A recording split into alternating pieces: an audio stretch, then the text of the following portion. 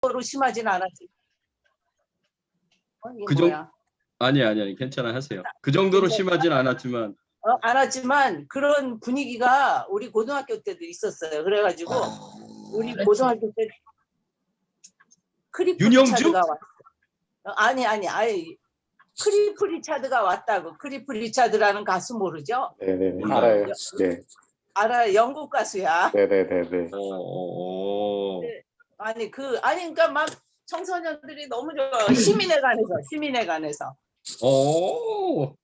그래서 그냥 과외 공부도 빼먹고 그냥 거기를 간 거예요. 가가지고 뭐 가봐야 뭐 그냥 그래. 그런데 하여튼 그런 시기가 있었다는 거지. 오. 지금은 나이가 80세네. 그럼요. 그 정도 됐죠. 목사님의 오션. 아들일 거예요. 예? 목사님의 아들이라고요. 아들이 목사님이에요? 아니 그분이 목사님의 아들. 아 목사님의 그분이? 아들이에요. 아우 별걸 다 하셔. 오. 장로님은 그때 생각나죠? 아니 그럼 그럼요. On the evergreen tree 또 congratulation 뭐 congratulation 그분이 이영원. 그 불러. 노래 부른 사람이에요? 네네. 디영원스. 디영원 라라라라라 그런 그것도 불렀고 그때 당시 저기 여학생들이 속옷도 던지고 그랬었어요. 예? 그랬다고. 그 가수 때. 아니 우리 실제로는 그건 못 봤는데 이제 풍문에 그랬다 그래. 2대 강당에서 하지 않았어요? 그것도 가물가물하네. 아니 신민회관에서- 신민회관이 아니고 2대 강당이었어요. 그랬어요? 아니 2대 다니셨죠? 맞아요? 2대 다닌 거 맞아요? 아니 아니면 이게 고등학교 때야. 우리 고등학교 때. 고등학교 때? 그 2대 네, 강당이었어요. 아니, 2대가. 그때 2번인가 온 것 같아. 아닌가? 아유, 아니 그거 가지고 이야기하지 말고. 몇십 년 전 얘기야. 아, 너무 재밌네. 예, 좋습니다. 아이고 너무 재밌습니다. 그러면 우리 가은미 선교사님은 뭐 생각나는 이게 세대 차이가 나는 거예요 여기서 이제.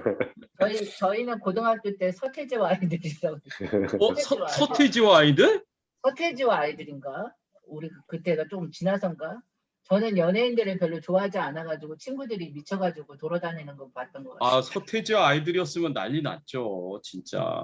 서태지와 아이들이 우리 때보다 조금 더 지나서 나왔는지 어쨌는지 아무튼 그때쯤이었던 것 같아요. 네네네. 네, 그래가지고 막 난리 나고 막 쓰러지고 막 그랬죠. 쓰러지고 아이돌의 원조잖아 아이돌 원조. 네. 오. 그래가지고 막 책받침이 뭐니 뭐 막 난리 났었지. 그렇죠. 예. 특별히 좋아하는 곡 있어요? 노래? 저는 연예인들을 별로 안 좋아하고 아는 사람도 없어요. 목사님. 너무 경건하게 찬송가만 알고 계시는 거 아닌지 모르겠어요.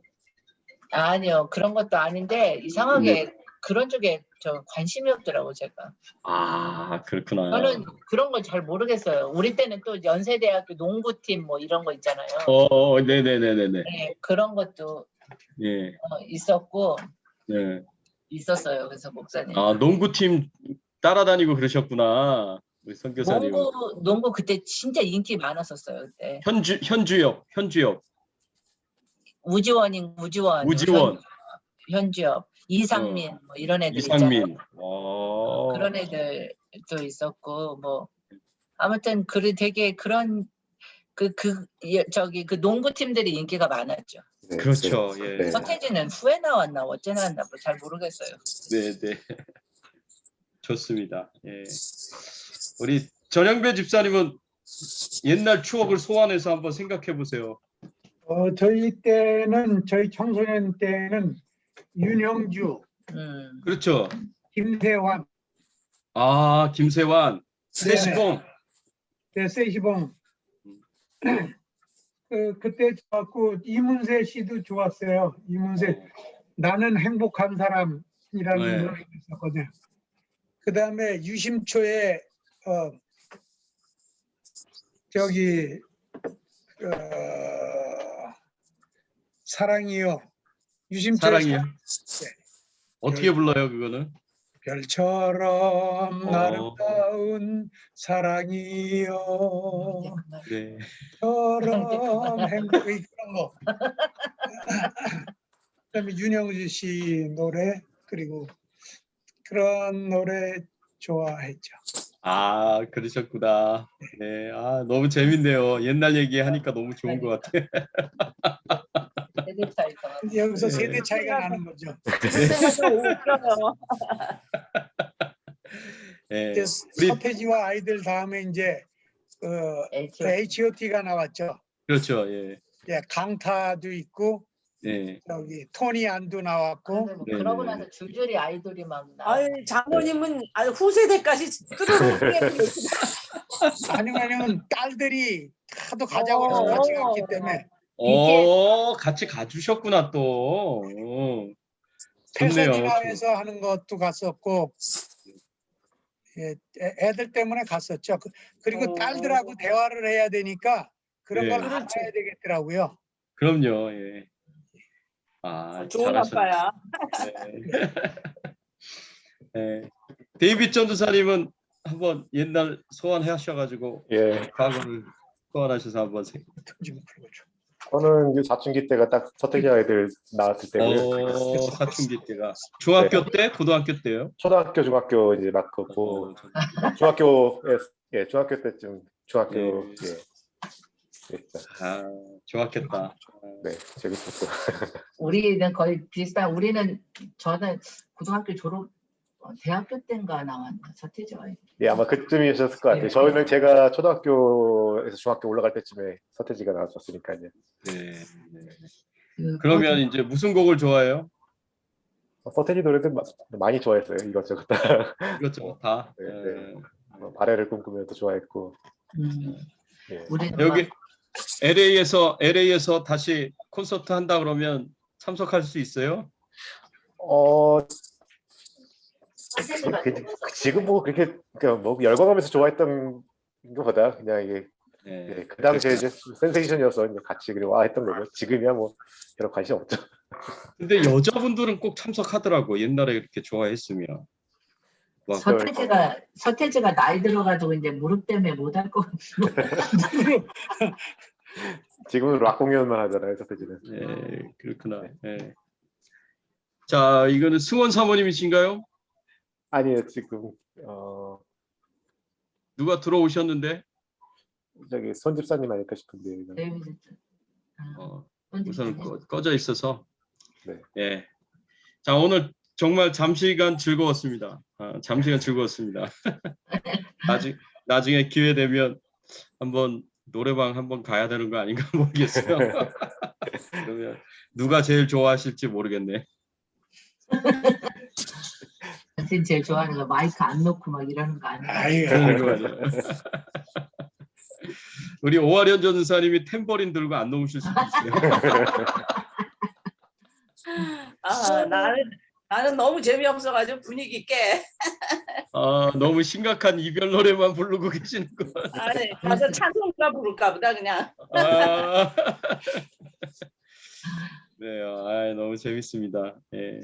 잠시 기도하고 시작하겠습니다. 하나님 감사합니다. 저희들 오늘 금요일 날 저녁 때 이렇게 불러주셔서 함께 대화를 나누고 또 삶을 나누고 또 말씀의 은혜를 나눌 수 있도록 은혜 주시고 축복해 주시니 감사를 드립니다. 오늘 말씀 가운데서 저희들을 향하여 주시는 하나님의 교훈의 말씀 잘 붙잡게 하시고 그 말씀 따라서 지혜로운 삶을 살아갈 수 있도록 은혜를 베풀어 주시옵소서. 감사드리옵고 예수 그리스도의 이름으로 기도드리옵나이다. 아멘. 네. 첫 번째 우리가 봐야 될 거 잠언 24장 1절에서부터 4절까지의 말씀입니다. 지혜자의 축복. 지혜자는 어떤 사람이냐? 여기서 우리가 이 말씀을 보면 지혜자는 악인의 형통함을 부러워하지 않는 사람이다 라고 우리가 볼 수가 있습니다. 잠깐만요.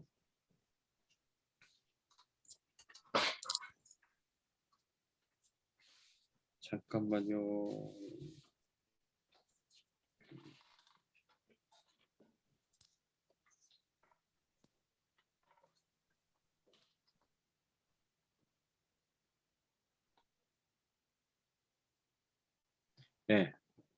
지혜자는 악인의 형통함을 부러워하지 않는 사람이다라고 볼 수가 있는데 1절과 2절의 말씀에 보면 너는 악인의 형통함을 부러워하지 말며 그와 함께 있으려고 하지도 말지어다라고 이렇게 말씀을 하셨습니다.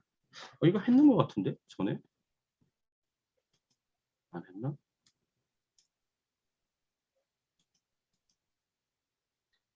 했습니다. 이거 했는데 전에 네. 그렇죠? 네. 이거 어떻게 된 거냐? 잠깐만요.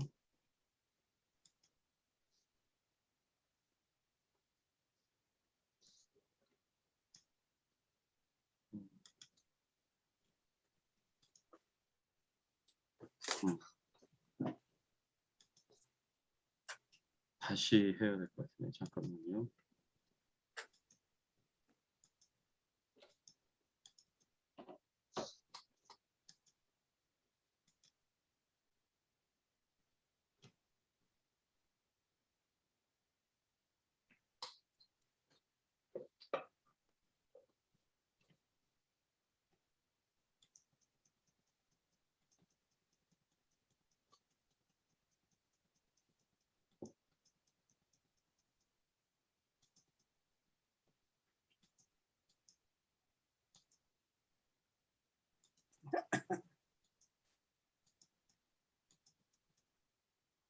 네. 자, 지혜자의 행동 26장 17절에서 28절까지 지혜자는 어떻게 행동하는가? 어리석은 자와 다르게 지혜자는 어떻게 행동하는가? 이 말씀에 보면 지혜자는 자신의 사명에 집중하고 겉과 속이 일치하는 정직한 자의 삶을 산다라고 이렇게 이 말씀을 통해서 생각해 볼 수가 있습니다. 우리 17절 말씀에 보니까 길을 가다가도 자기와 상관없는 다툼을 간섭하는 자는 개의 길을 잡는 것과 같으니라. 지나가다가 자기와 상관없는 싸움에 간섭을 하는 사람이 있어요. 그래서 이제 그냥 간섭하는 정도가 이렇게 싸움을 말리기 위해서 간섭하는 게 아니라 누가 옳고 그른지를 판단해주는 간섭이에요. 이 간섭은. 그러니까 전혀 모르는 사람들이 싸우다가 이제 싸우고 있는데 길을 가다가 이제 이 사람 얘기 들어보고 저 사람 얘기 들어보고 그 이제 싸움을 이제 주관하는 거죠. 주관해서 누가 옳고 그른지를 간섭을 하는 훈수를 두는 이제 그런 사람에 대해서 이야기하고 있는 거예요. 그런 사람은 어리석은 자라는 거죠. 그런 사람은 개의 길을 잡는 것과 같다라고 이렇게 표현했어요. 이 개는 어떤 개냐? 이 유대 광야에 이제 사나운 들개를 얘기합니다. 이제 주인이 없는 들개들. 그러니까 야생에서 이제 키워진 들개들입니다. 거의 뭐 늑대와 다를 바가 없는 싸나운 그런 들개의 귀를 잡는다. 여러분 그런 들개의 귀를 잡는다고 하면 이 들개가 어떻게 생각하겠어요? 자기를 공격하는 것처럼 생각을 하는 거죠. 그래서 자기를 공격하는 줄 알고 들개가 공격을 하겠죠. 이 들개에 물려가지고 크게 이제 피해를 본다라는 겁니다. 그래서 자기와 상관없는 일들, 자기가 해야 할 일들이 있는데 자기 해야 할 일들에 대해서는 집중하지 않고 자기와 상관없는 일들, 그런 일들에 시간을 쓰고 에너지를 쓰는 사람들이 참 많다는 겁니다. 근데 지혜자는 자기 일에 집중을 하는 사람이에요. 그래서 자기의 사명에 집중을 한다는 거죠. 자기가 해야 할 일들을 누구보다도 잘 알고 있고 그 해야 할 일들에 자기의 에너지와 시간들을 집중적으로 이제 쏟는다는 겁니다. 그래서 이제 사명을 잘 감당하는 사람이 지혜자다라고 그렇게 말할 수가 있습니다. 그래서 디모데후서 2장 4절을 보면 군사로 다니는 자는 자기 생활에 얽매이는 자가 하나도 없나니 이는 군사로 모집한 자를 기쁘게 하려 함이라. 군사로 다니는 자, 그리스도의 군사들은 어떤 사람들이냐? 자기 생활에 얽매이는 자가 하나도 없다 그랬어요. 여기서 자기 생활은 뭘 의미하느냐? 지극히 사적인 일, 자기만의 사생활, 하나님께 영광이 되지 못하는 이 세상적인 삶, 이런 거에 집중을 한다는 겁니다. 그래서 육신의 만족을 위해서 사는 거죠. 제가 이제 카톡창이 이제 여러 개가 있는데 카톡창 중에 이 전도만 전문적으로 하는 카톡창이 있고요. 또 다른 카톡창은 캠핑만 이제 주로 다니는 그런 카톡창이 있습니다. 이제 전도하러 다니는 사람들은 제가 아는 사람들이 있지만 이 캠핑하러 다니는 분들은 전혀 아는 사람들이 아무도 없어요. 그렇지만 이제 미국 안에서 캠핑에 대한 여러 정보들을 주는 이제 그런 카톡창이 있는데, 야 정말 사람들이요 엄청 놀러 다니는 거 좋아하더라고요. 예, 그 캠핑 카톡창은 보면은 하여튼간 어떤 날은 하루에도 수십 개가 떠 있어요. 근데 저는 뭐 보지도 않았지만 요새는 관심도 없어서 잘 보지도 않는데 어쨌든 이제 언젠가 갈 날을 생각하면서 정보를 좀 얻을 수 있을까 생각하고 그냥 두기는 하는데, 전도하러 다니는 그 전도자들이 하는 그 카톡창도 만만치 않거든요. 전도 열심히 하러 다니는 그 모습들을 보면서 제가 도전을 굉장히 많이 봤는데, 그것보다도 더 많은, 그러니까 사람들이 얼마나 놀러 다니는 것을 좋아하는지 이제 알겠더라고요. 이런 이제 큰 차이가 있구나. 그런 생각을 해보게 되는데, 사람들마다 하나님께 영광이 되지 않는 자기만의 지극히 사적인 생활, 사생활, 이 사적인 오락, 이런 거에 굉장히 많은 관심을 갖는다는 겁니다. 근데 그리스도의 군사들은 그런 생활에 종속되고 노예가 되고 얽매이는 자가 하나도 없다는 겁니다. 왜냐하면 군사로 모집한 자를 기쁘게 하려 합니다. 하나님을 기쁘시게 하기 위해서 하나님이 기뻐하실 만한 일에 집중을 하지, 거기 그 사명을 감당하지, 이렇게 지극히 사적인 일에 시간을 많이 쏟지 않는다는 거죠. 제가 이제 참 감사한 그런 이제 선택 중에 하나가, 제가 게임을 배우지 않은 게 저는 중요한 선택이었어요. 제가 게임을 배울 수 있는 기회들이 여러 번 있었어요. 지금까지 살아오면서.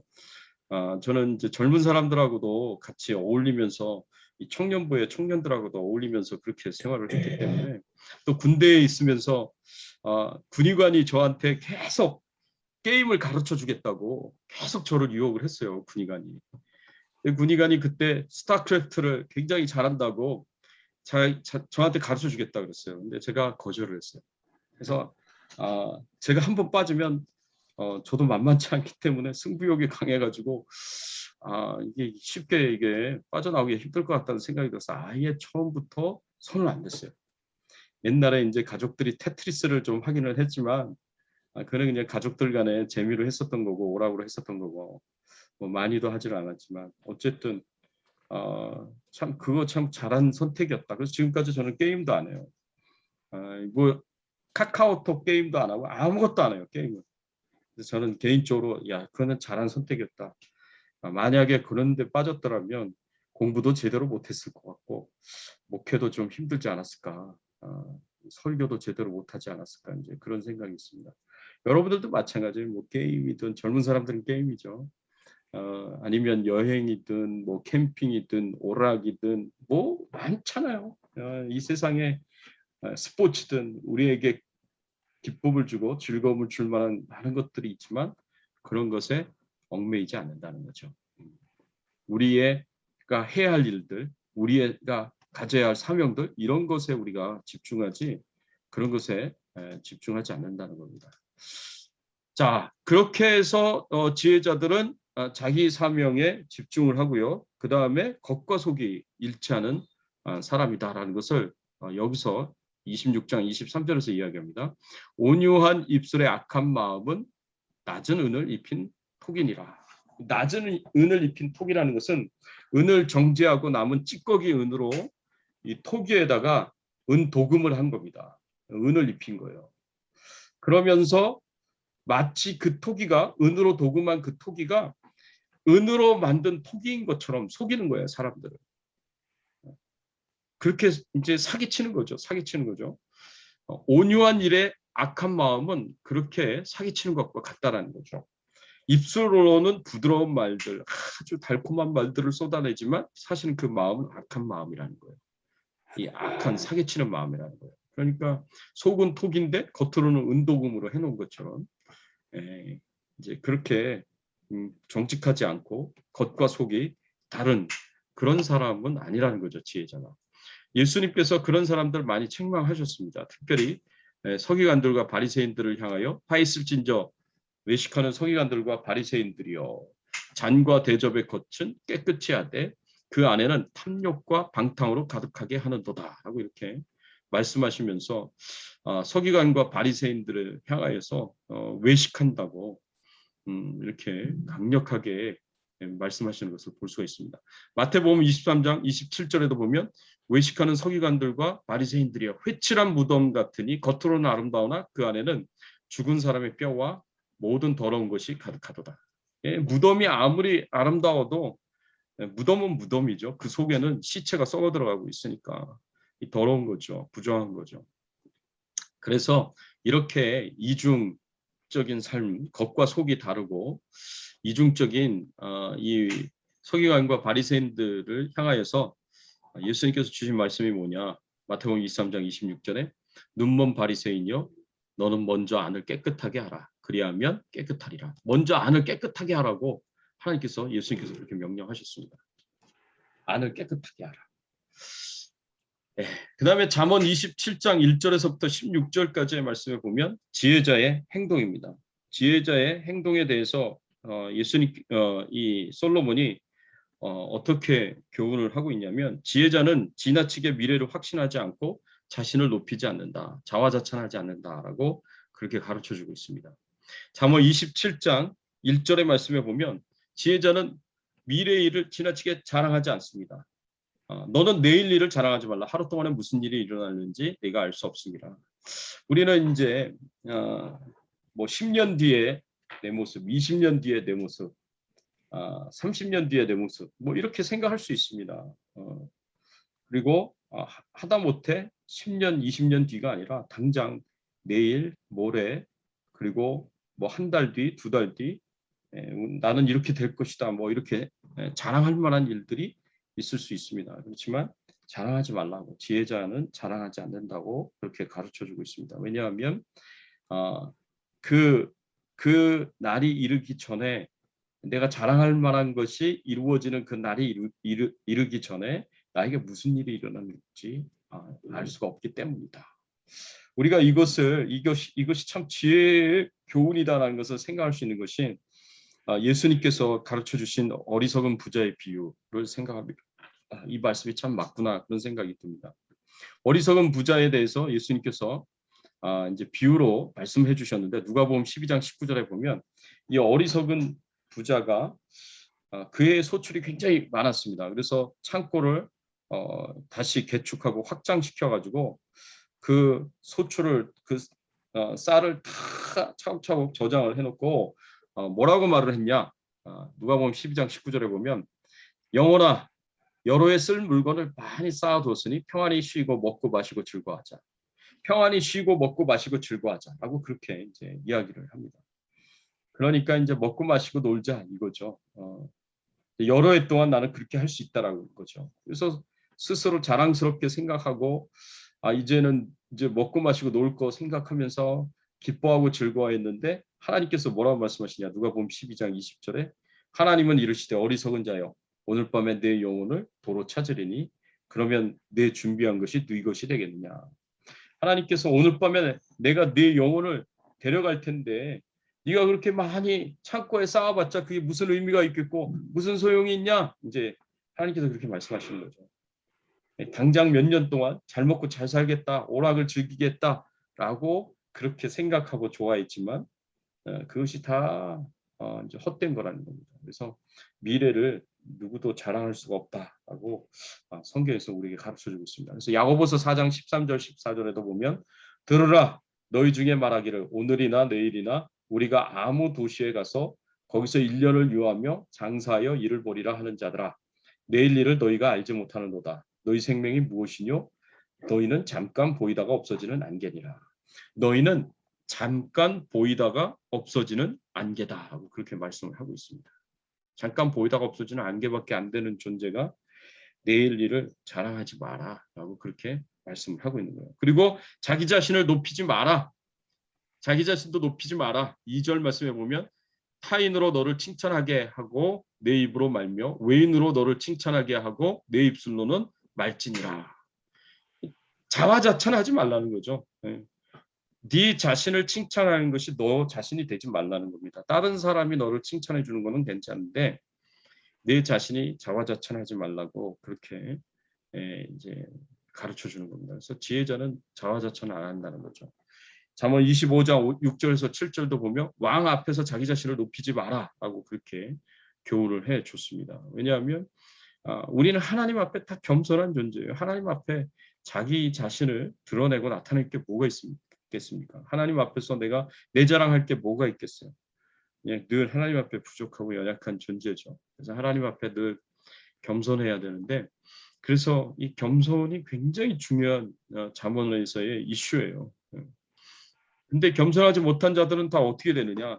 다니엘서 4장 30절, 하나님께서 느부갓네살 왕에게 큰 나무에 꿈을 꾸게 하시고 그 꿈에 대해서 다니엘에게 이제 해몽을 받도록 하셨습니다. 그 해몽을 통해서 하나님께서 주신 메시지는 뭐냐? 하나님 앞에서 겸손하라는 것이었습니다. 이 나라와 이 민족들, 전 세계 나라와 민족들을 주관하고 다스리고 통치하는 자가 바로 하나님이시다라는 겁니다. 하나님께서 다스리고 통치하시니까 너는 하나님 앞에서 겸손하라는 거였습니다. 그래가지고 다니엘을 통해서 하나님께서 주신 메시지를 느부갓네살 왕이 잘 듣고 1년 동안 되게 조심했어요. 근데 1년이 지나자마자 어떤 일들이 있었느냐? 다니엘서 4장 31절에서 32절 말씀에 보면 이렇게 말씀하고 있습니다. 느부갓네살 왕아, 내게 말하노니 나라의 왕위가 내게서 떠나느니라. 네가 사람에게서 쫓겨가서 들짐승과 함께 살면서 소처럼 풀을 먹을 것이요, 이와 같이 7대를 지내서 지극히 높은 자가 사람의 나라를 다스리며 자기 뜻대로 그것을 누구에게 주시는 줄을 알기까지 이르리라 하더라.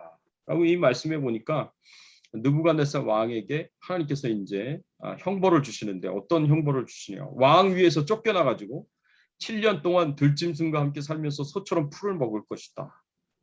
그래서 이 하나님께서 사람의 나라를 다스리고 하나님의 뜻대로 움직이시는 분이시다라는 것을 네가 이제 깨닫게 되고 알게 될 것이다. 하나님께서 그렇게 말씀하십니다. 비참하게 7년 동안 왕위에서 쫓겨났을 뿐만 아니라 비참하게 짐승과 함께 거하면서 소처럼 풀을 먹으면서 산다고 생각해보세요. 완전히 미친 사람이 돼가지고 얼마나 정말 하나님께서 낮추시는 겁니까? 엄청나게 낮추시는 거죠. 그래서 자기 자신을 낮춰야 된다, 겸손해야 된다라고 이 말씀을 통해서 가르쳐주고 있습니다. 그 다음에 세 번째, 잠언 28장 15절에서 24절까지의 말씀에 보면 지혜자의 탐심 경계에 대해서 이야기를 하고 있습니다. 지혜자는 탐심에 대해서 어떻게 대하는가? 지혜자는 탐심을 철저하게 경계하고 멀리한다라는 것을 가르쳐주고 있어요. 지혜자는 철저하게 자기 이 탐심을 경계하고 멀리한다. 28장 21절의 말씀에 보면 사람의 낯을 보아주는 것이 좋지 못하고 한 조각 떡으로 말미암아 사람이 범법하는 것도 그러하니라. 사람의 낯을 보아주는 것, 이 뭘 의미하느냐? 한 조각의 떡으로 말미암아 사람이 범법하게 되는 것, 이건 뭘 의미하느냐? 뇌물을 받고 재판을 굽게 하는 것을 의미합니다.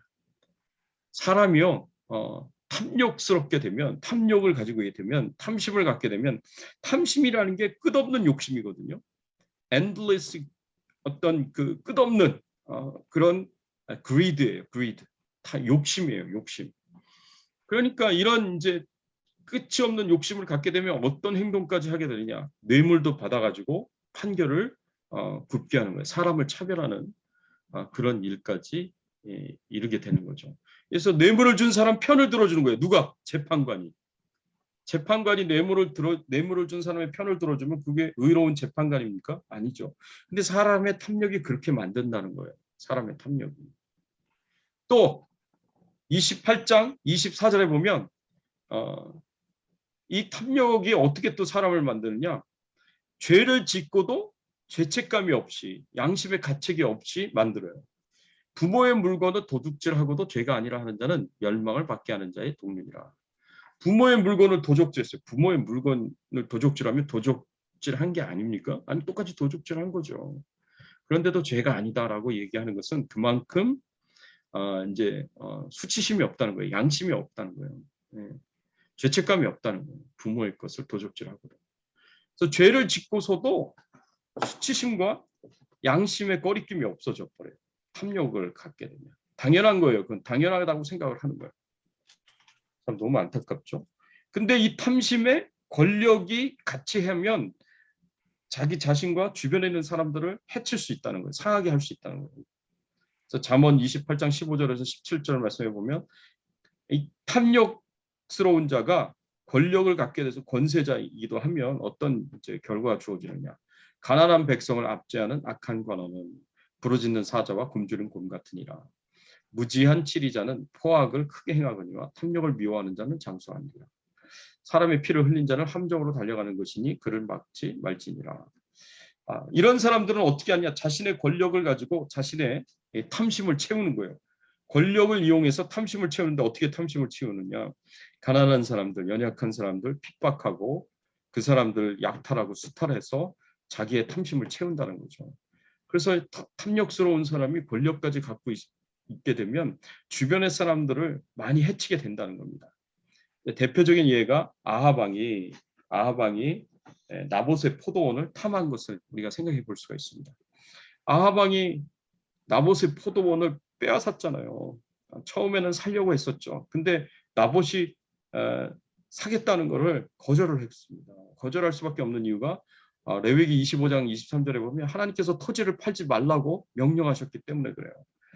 토지를 영영히 팔지 말 것은 토지는 다 내 것임이라. 너희는 나그네요 우고하는 자로서 나와 함께 있느니라. 그래서 조상 대대로 물려받는 토지예요. 자손 대대로 물려주는 토지예요. 그렇기 때문에 이 토지는 영영히 팔지 말라고 하나님께서 그렇게 말씀을 하셨습니다. 이 하나님의 명령에 순종해서 나봇은 포도원을 팔 수가 없다고 그렇게 왕의 요청을 거절을 했습니다. 사겠다는 요청을 거절했습니다.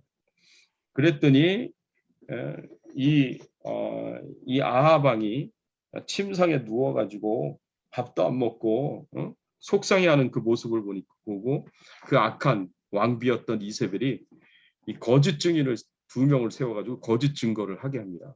그래서 이 나봇이 하나님과 왕을 저주했다라는 거짓 이제 말을 하게끔 해서 나봇을 쳐서 죽입니다.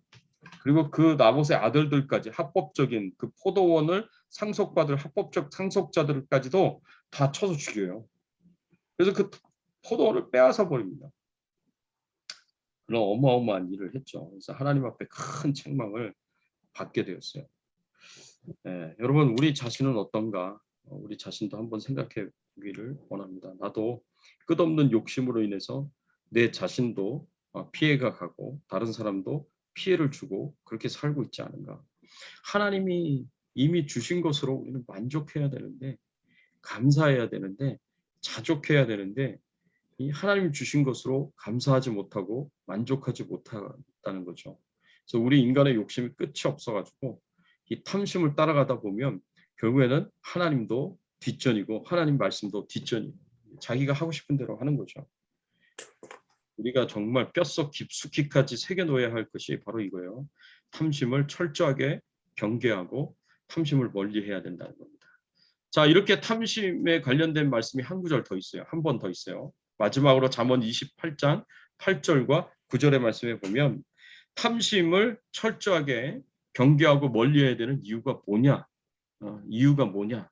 그 이유를 생각해 보면 얻은 재물이 다른 사람의 것이 될 수 있고 그 탐욕스러운 자의 기도를 하나님께서 듣지 않으시기 때문에 그렇습니다. 여러분 탐심으로 얻은 재물은요 다른 사람의 것이 될 수 있어요. 여러분 보세요. 28장 8절에 보면 중한 별리로 자기 재산을 누리는 것은 가난한 사람을 불쌍히 여기는 자를 위하여 그 재산을 저축하는 것이니라. 탐욕스러운 자가 자기 재산을 누리는데 어떻게 누리느냐? 가난한 사람들에게 높은 이자를 주고 돈을 꿔줘요. 여러분 가난한 사람이 먹고 살기 위해서 돈을 꿔야 할 때가 있어요. 근데 부자가 이 탐욕스러운 사람이 높은 이자를 내어가지고 꿔줍니다. 그래가지고 결국에는 그 재물을 이제 다 그 사람의 재산을 다 약탈해 가는 거죠. 근데 이게 하나님이 정말 싫어하시는 행동이에요. 하나님께서 출애굽기 22장 25절에 뭐라고 말씀하셨냐면 네가 만일 너와 함께한 나의 백성 중 가난한 자에게 돈을 꾸이거든 너는 그에게 체주같이 하지 말며 별일을 받지 말 것이며 하나님께서 가난한 자에게 돈을 꿔줘야 할 일이 생기면 돈을 받지 말라 그랬어요. 아니 그 이자를 받지 말라 그랬어요. 그리고 체주같이 고리대금 업자처럼 그렇게 행동하지 말라 그랬어요.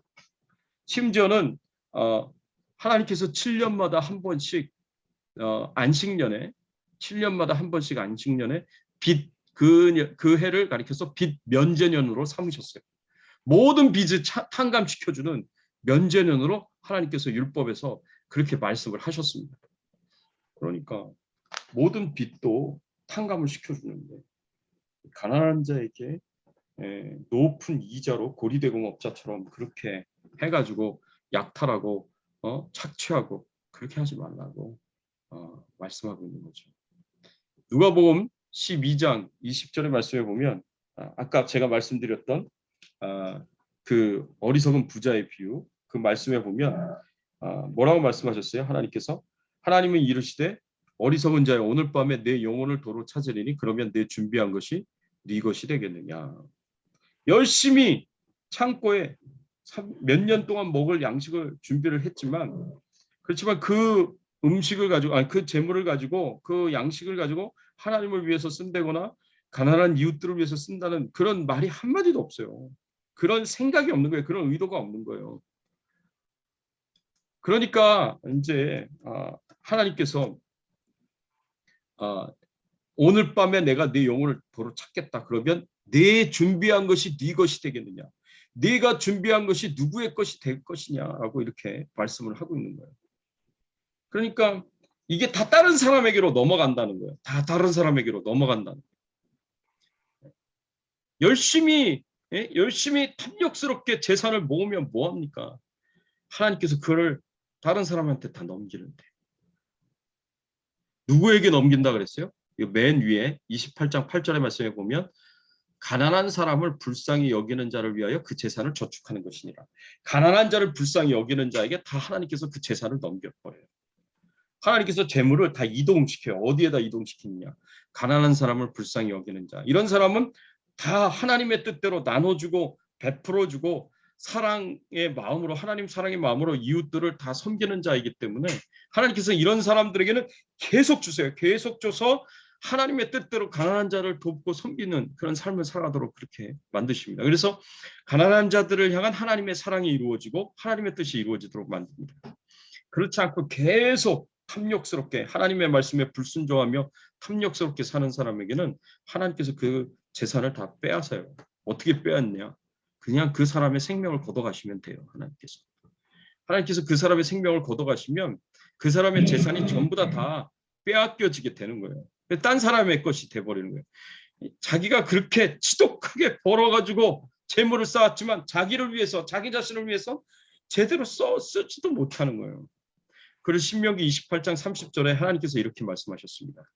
네가 집을 건축하였으나 거기 거하지 못할 것이요 포도원을 심었으나 네가 그 과실을 쓰지 못할 것이며 내 소를 내 목전에 잡았으나 네가 먹지 못할 것이요 내 나귀를 내 목전에서 빼앗아감을 당하여도 도로 찾지 못할 것이며 집을 건축했는데 그 집에 거하지를 못한대요. 포도원을 건축했는데 거기서 과실을 먹지 못해요. 소를 잡았는데 그 소를 먹지 못하고 나귀를 빼앗겨도 다시 되찾지 못하는 거예요. 왜?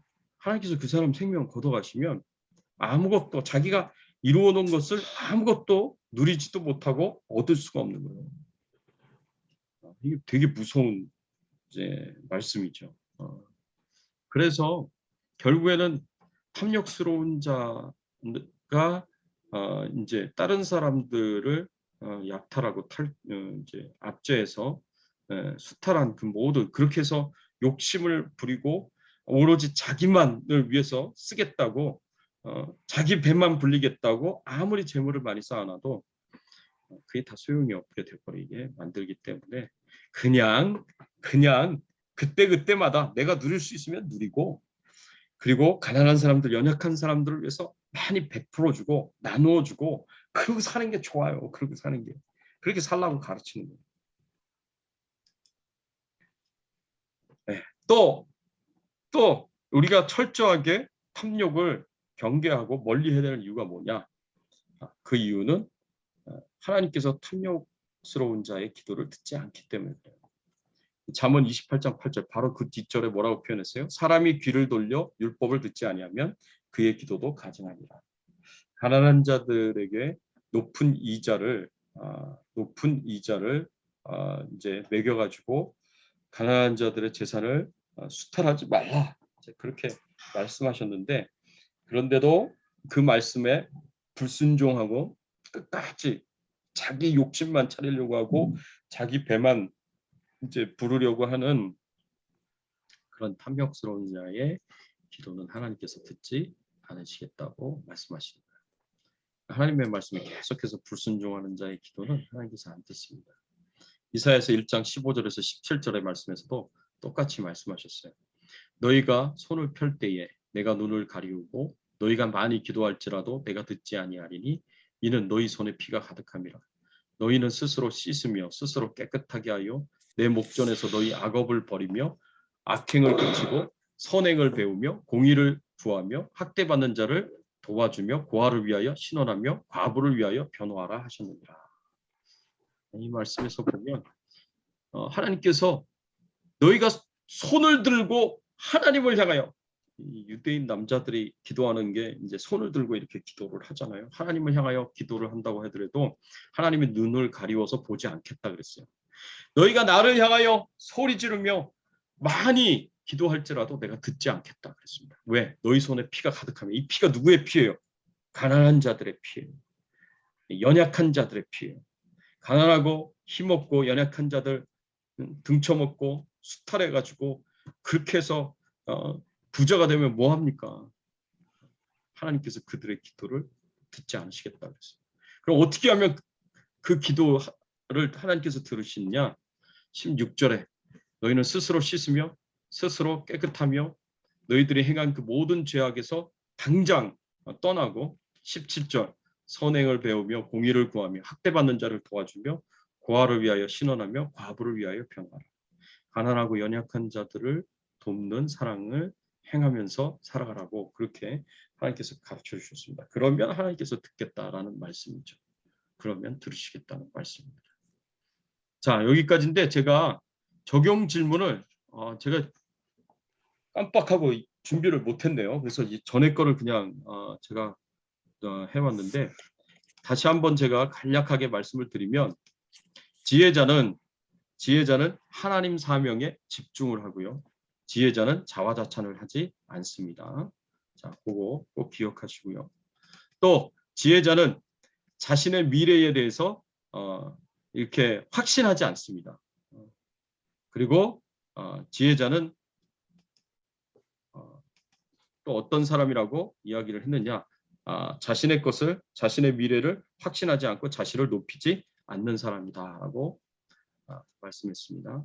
또 지혜자는 어떤 사람이라고 말씀을 하셨습니까? 지혜자는 탐심을 철저하게 경계하고 멀리하는 사람이다. 또 지혜자는 어떤 사람입니까?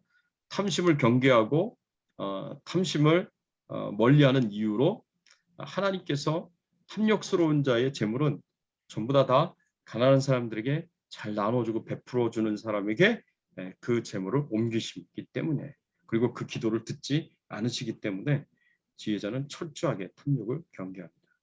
자, 이런 내용이에요. 전체적으로 여러분들에게 도전이 되는 게 있다면 같이 좀 나눴으면 좋겠습니다. 혹시 질문 있어요? 질문?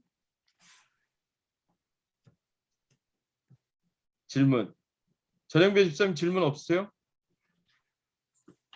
이거 목소리 들리게 해놓으시고 하시면 돼요. 목소리 오디오. 네네. 네, 없습니다. 없어요. 네, 오케이. 네. 손영준 집사님 질문 없어요? 반갑습니다. 네, 질문은 아직 없어요. 오케이.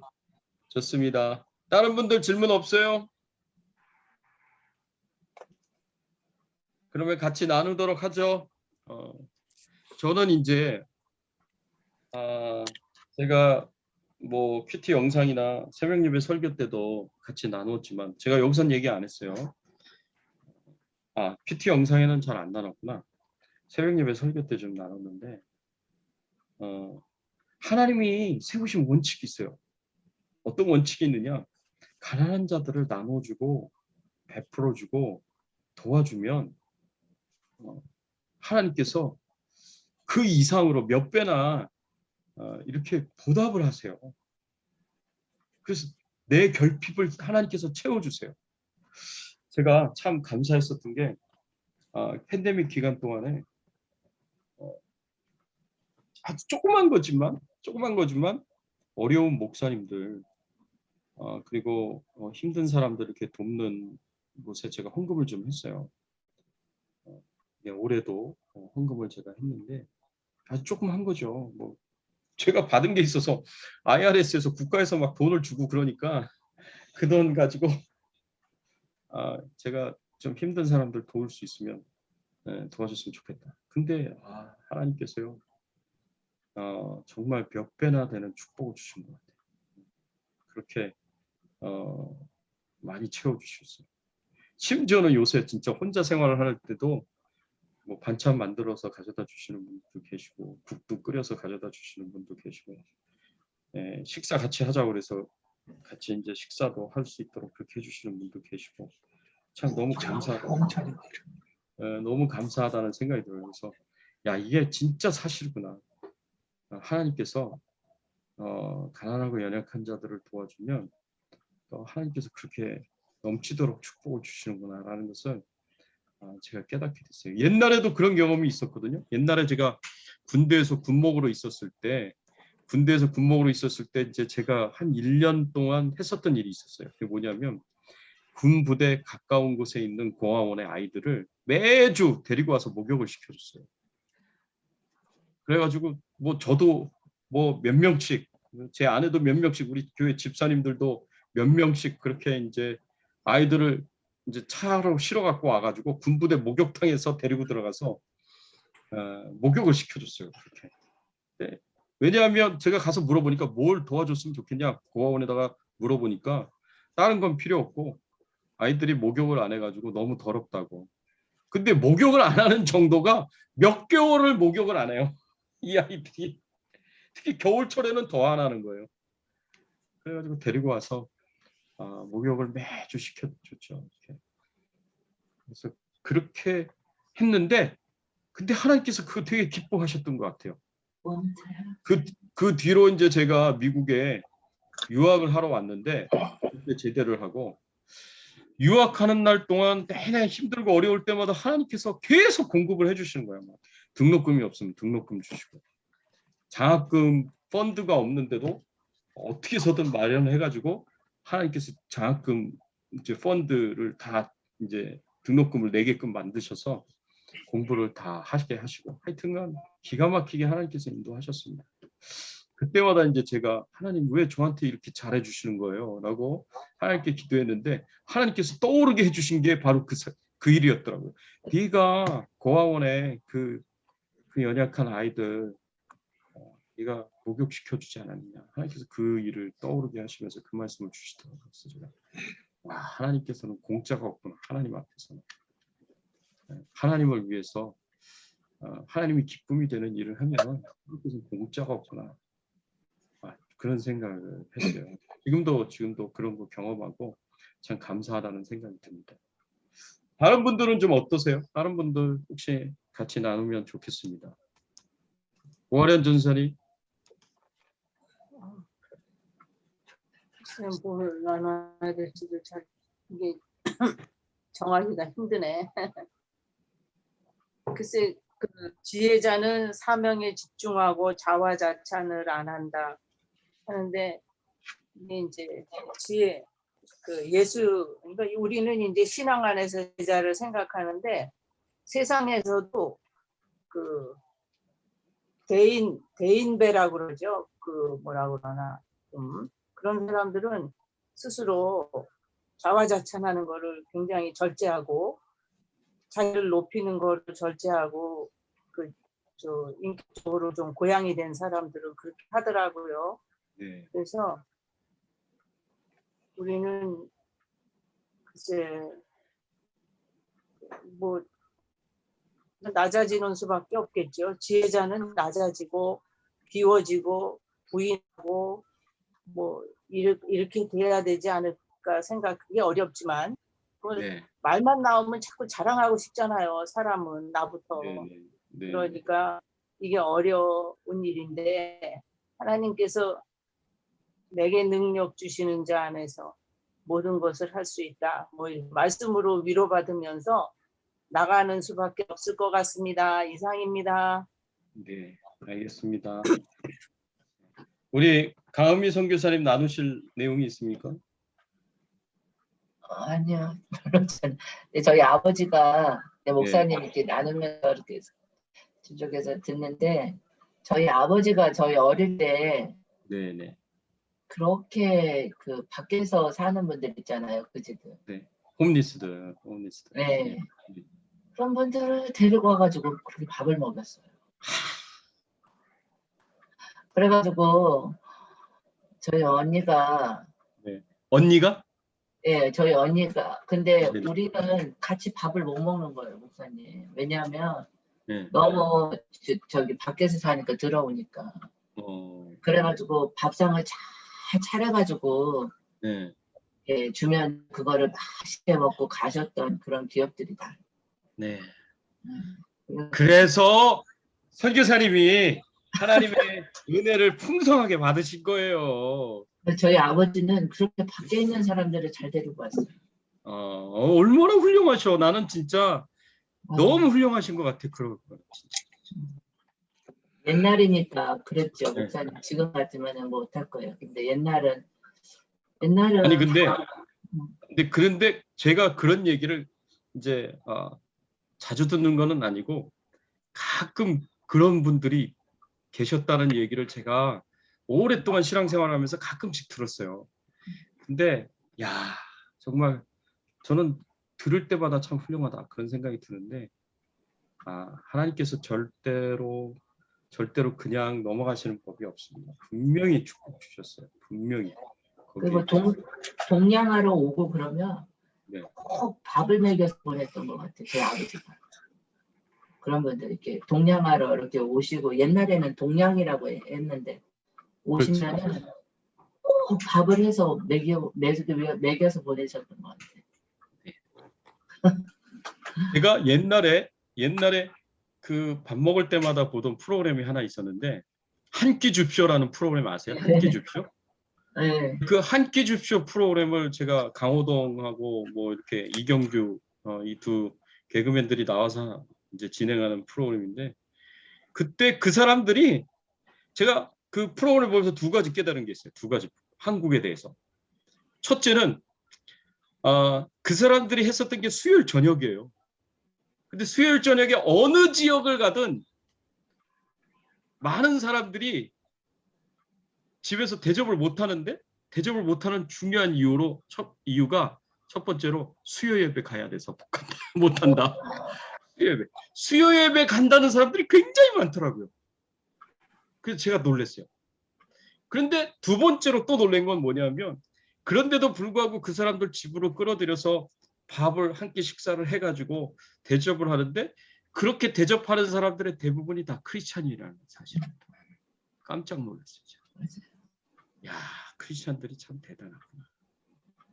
그래서 크리스찬들이 대접하는 사람들은 대부분 크리스찬들이고 대접을 못하는 사람들 중에 또 상당수가 수요 예배 가기 때문에 그래서 한국 기독교가 아직 살아있구나 그런 생각이 들더라고요. 그래서 참 제가 속으로 감동을 많이 받았어요. 그 드라마 보면서. 우리 가은미 선교사님 하나님 축복 많이 주실 겁니다. 또 앞으로도. 지금도 많이 봤는데 감사하지. 네. 네. 그 덕택을 또 옆에 계신 분이 또 누리시겠네. 우리 전영배 집사님 같이 좀 나눠주시죠. 네. 저는 뭐 자잘한 걸 좀 이렇게 나누고 그런 건 있지만은 크게 내세울 만한 거는 없고 제가 들은 것 중에 네네. 이 목사님도 아시는 정재현 장로님 아시죠? 알죠. 훌륭하신 분. 예. 그분의 아버님이 정규만 장로님이신데 그렇습니다. 예. 그 얘기 들어보셨어요 혹시? 잘은 모릅니다. 예. 대구에 대구에는 옛날에 양령시가 있었어요. 예. 약재들을 파는. 예. 근데 거기서 그 6.25 지난 후에 그 사람들에게 돌림병들이 있고 그랬을 때 네네. 특히 장티부스나 예. 그거를 이제 한국말로는 연병이라고 그러는데 네.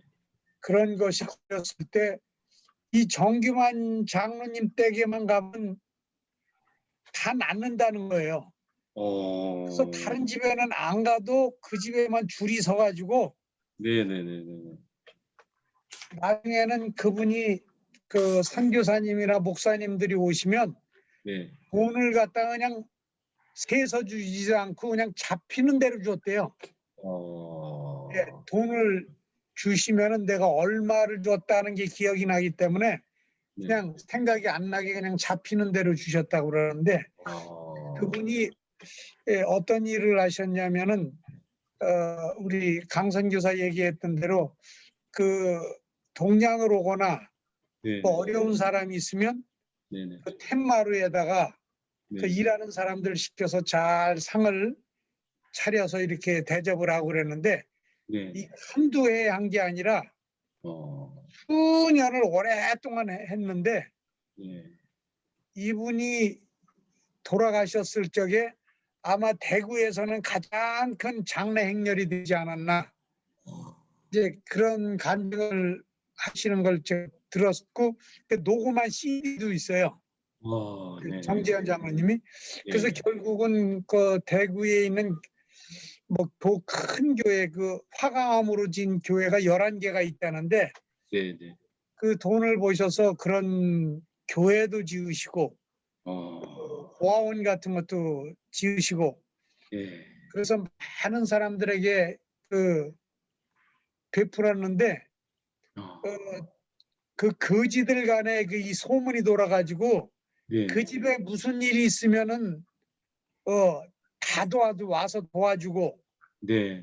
또 어떤 때 가지 않아야 될 때가 있으면 또 다 가지 않고 그리고 장례 행렬이 있었을 때는 그 네. 거지들이 대구에 있는 거지들은 다 모여서 뭐 거지뿐만 아니라 뭐 유력자들도 많이 오셨겠지만 그렇게 많이 베푸셔서 그 지역 사회에 많은 유익을 주고 돌아가셨다 하는 얘기를 들었는데 그래서 정재현 장로님이 그 교회에서 그 간증을 하실 때 보니까 자기 자손이 지금 102명인가 그런데 네. 하나도 빠짐없이 예수를 다 믿는다. 그래서 얼마나 큰 감동적이고 좀 눈물을 흘릴 만한 그런 간증을 들은 적이 있어요. 너무 좋네요.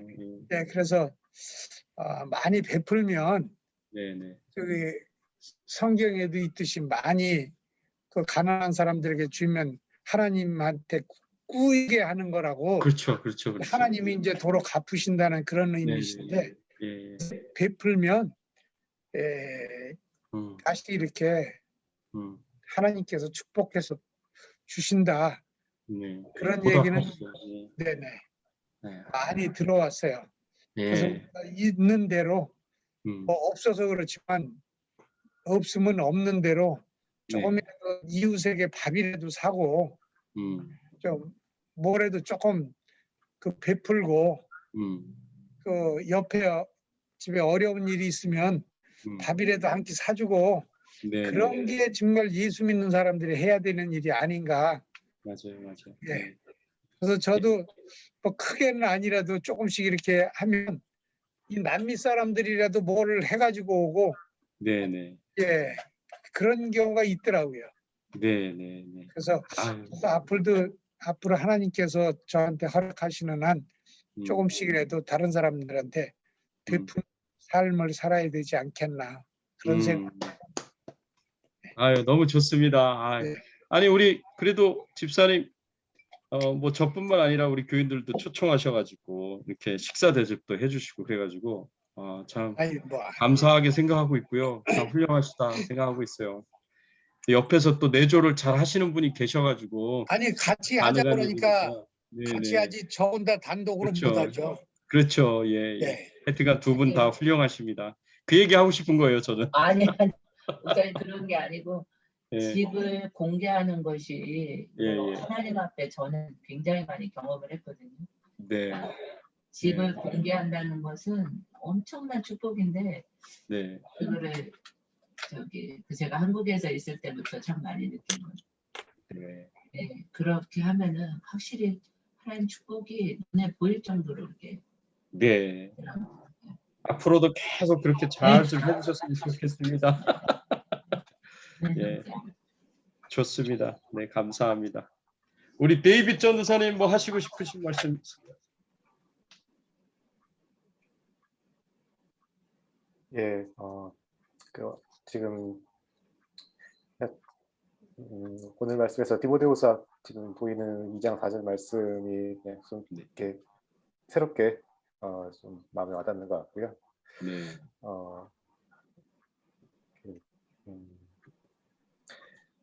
더 그냥 정말 군 생활을 하면 그렇잖아요. 그 상관 명령에 그냥 네. 명령에 따라서 움직이는 거고 정말 그렇죠. 자기 사생활이라는 게 거의 없다시피 한데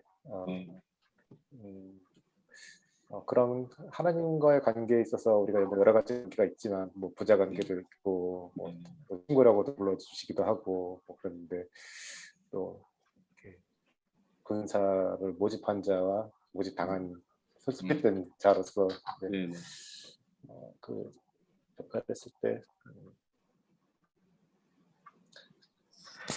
하나님께서 기뻐하시는 것들을 생각하고 거기에 순종하고 복종하려고 마음을 쓰고 신경을 쓰고 이제 그런 것들을 더 생각해야 되지 않나 하는 생각 들고요. 또 그게 최근에 제가 말씀 계속 지난주부터 요한복음 15장 말씀이 계속 이렇게 마음에 이렇게 와서 나는 포도나무에 너희는 가지라. 그가 내 안에 내가 그 안에 거하면 사람이 열매를 많이 맺나니 나를 떠나서나 너희가 아무것도 할 수 없음이라 이렇게 말씀 있잖아요. 근데 그냥 뭐 너무 잘하는 말씀인데 그냥 나는 포도나무에 가지라 그냥 이렇게 우리가 많이 이렇게 생각하고 하는데 지난주에 이 말씀을 읽다가 마지막 부분에서 이렇게 마음이 이렇게 눈물이 이렇게 시선이 가서 너희가 나를 떠나서는 아무것도 할 수 없음이라라고 이 말씀이 많이 새겨지더라고요. 너희가 나를 떠나서 아무것도 할 수 없는데 내가 지금 많은 것들을 하고 살고 있는데 이게 라는 생각이 들면서 하나님을 떠나서 아무것도 할 수 없는데 내가 무엇을 하고 있다는 것은 하나님께서 함께 하시는 거라는 의미도 될 수도 있고 아니면 내가 하고 있는 많은 것들이 정말 아무것도 아닌 것들일 수도 있다라는 생각이 들고요. 하나님과 함께하지 않는다면 그런 의미로 이렇게 와서 한 지난주부터 새겨져 있는데 오늘 디모데후서 2장 4절 말씀이 또 더 그 말씀에 더 얹어지는 것 같네요. 네, 알겠습니다. 감사합니다. 네. 손영준 집사님. 네, 저는 목요일이었던가 어제 목사님이 잠언 28장 21절 28장 21절에 사람의 낯을 보아주는 것이 좋지 못하고 한 조각 떡으로 말미암아 사람이 범법하는 것도 그러하니라. 이 말씀이 계속 생각이 났어요. 네. 목사님이 그 이제 원문 해석하는 거를 말씀을 해주셨는데, 그렇죠. 저는 이 글자 그대로 의미가 제 마음속에 더 많이 와닿았거든요. 제가 그렇게 하고 있다는 거, 그러니까 외모로 판단을 하고 또 내가 생각하는 게 옳다고 생각하고 편애를 하는 그런 모습들, 그러니까 편파적인 내 모습들, 내가 옳다고 생각하는 그것 자체가 내 속마음이 적나라하게 드러나지는 것 같다는 생각이 들었어요. 그래서 뭐 하나님이 주신 것도 내 거고 내 거는 더 내 거고 그래서 내가 그렇게 탐욕에 욕심에 그 마음이 숨겨져 있는 마음들이 많다는 거예요. 그래서 하나도 내가 꺼내놓지 못하고 있는, 그러니까 예수님을 주면서 줄 수 있는 그 마음이 나한테 없다는 것, 그게 많이 묵상이 되고 또 고민도 되고 기도했던 시간이었던 것 같습니다. 네, 그러시군요. 감사합니다. 나눠주셔서 다 감사합니다. 여러분 각자에게 하나님께서 주신 도전이 있다면 여러분 그 도전 붙잡고 우리 같이 기도하고 우리 마무리 기도는 그 마지막에 이제 손재선 집사님 마무리 기도해 주시면 고맙겠습니다. 같이 기도하겠습니다. 하나님 감사합니다. 하나님의 은혜에 하나님의 사랑에 감사를 드립니다. 그렇습니다. 하나님 우리가 하나님 앞에 참으로 사명에 집중할 수 있도록 도와주시옵소서. 하나님이 주신 하나님 나라의 사명에 집중하며 살게 하여 주시옵시고 하나님 앞에 하나님 저희들이 겉과 속이 다른 이중적인 위선자가 되지 않도록 외식하는 사람이 되지 않도록 하나님께서 은혜를 베풀어 주시고 하나님께서 축복을 베풀어 주시옵소서. 하나님께서 정말 주신 은혜에 대해 깊이 감사하며 하나님 자화자찬하는 자 되지 않게 하여 주시옵시고 또 무엇보다도 항상 탐심을 철저하게 경계하고 멀리할 수 있도록 도와주시옵소서. 탐심으로 말미암아 우리의 삶이 파괴되지 않게 하시고 우리의 신앙이 파괴되지 않게 하시고 우리 가정이 파괴되지 않도록 교회가 파괴되지 않도록 하나님께서 지켜 보호하여 주시옵소서. 하나님께서 돌봐 주실 것을 믿습니다. 은혜 베풀어 주실 것을 믿습니다. 하나님 역사하여 주시옵소서. 감사드립니다. 모든 영광 주신 하나님 아버지, 하루도 지켜주시고 또 이렇게 우리가 함께 말씀을 듣고 배우고 묵상할 수 있는 시간 주셔서 감사합니다. 아멘. 우리 지혜자의 마음, 또 지혜자의 언행들, 또 지혜자의 생각들, 마음가짐을 잠언 말씀을 통해서 배우고 있습니다. 아버지. 하나님 마음을 품고 하나님의 눈으로 바라보고 또 하나님 생각을 품는 것이 지혜자의 마음이고 그것이 지혜자라는 묵상을 합니다. 아버지.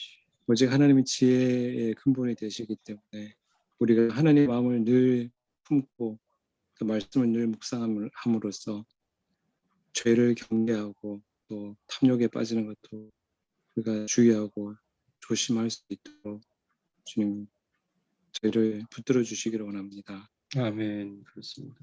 말씀을 듣고 배우고 공부할 때마다 나의 부족함과 나의 죄악들 또 나의 연약함과 또 어찌할 수 없는 내 마음들을 이 바닥 같은 마음들을 깨닫습니다. 아버지요. 하나님 우리를 불쌍히 여겨주시고 불쌍히 여겨주시고 이런 모습을 통해서 주님 회개하고 나아갈 때 주님 알지 못하는 죄까지 주님께서 저희 용서하여 주시고 아버지. 이런 저희들을 불쌍히 여겨주셔서 성령으로 이 마음들을 채워주셔서 저희들을 다시 일으켜 세워주시기를 원합니다. 아멘. 이렇게 배우고 이렇게 가르쳐 주시는 이 말씀을 저희가 잘 받아먹고 잘 성장해서 또 저희 주변에 저희와 같은 문제로 고통당하고 아파하는 우리 주변에 있는 그 영혼들을 살릴 수 있도록 저희를 잘 훈련되게 해주시기를 원합니다. 아멘. 특별히 하나님 목사님 붙들어 주시고 주여. 늘 성령 충만함으로 그 가는 걸음걸음 주님께서 붙들어 주시고 주여. 모든 기도에 응답해 주시기를 주님 간절히 바라고 합니다. 아멘. 또 함께 이렇게 나누는 우리 주백성 성도들 한 분 한 분 이 공급을 잘 받아서 우리 교회가 정말 하나님 주님 오시는 날까지 주님 사명을 잘 감당하고 그 이상으로 충성하고 순종하는 자들 될 수 있도록 주님 붙들어 주시기를 간절히 바라고 합니다. 아멘. 어려운 시대에 주님 건강을 붙들어 주시고 경제적으로 어렵지 않도록 주님 붙들어 주시고 각자의 문제로 기도하고 있습니다. 그 붙들고 기도하는 그 기도에 주님께서 응답하여 주시고 한 사람 돌봐 주시기를 간절히 바라고 나이다. 아버지. 마음도 편안한 마음 또 주님과 함께하는 밤 될 수 있도록 도와주시고 더 감사드리며 예수님 이름으로 기도드렸습니다. 아멘. 네. 감사합니다. 감사합니다. 수고하셨습니다. 내일 예, 봬요. 내일 뵙겠습니다. 안녕히 주무세요. 네.